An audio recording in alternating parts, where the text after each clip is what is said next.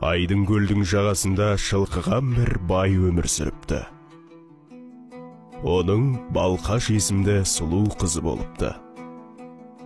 Балқаштың сүйген жігіті кедей екен. Екеуі бір-бірінсіз өмір сүре алмайтын халге жетіпті. Мұны білген бай нөкерлеріне әлгі жігітті ұстап алып, түн ішінде көлге батырып жіберуге бұйрық береді. Ғашығының өлімін естіген кезде бойжеткеннің көкірегі қарс айырылып қатты қайғырыпты. Әкесі қызын көрші отырған байдың ұлына бермекші екен. Тойға дайындық басталады. Ертең той деген түні Балқаш көлге қарай жүгіріп, сүйгенімен қосылып, мәңгілікке бірге болу үшін тұңғиық суға секіріп кетеді. Осындай адал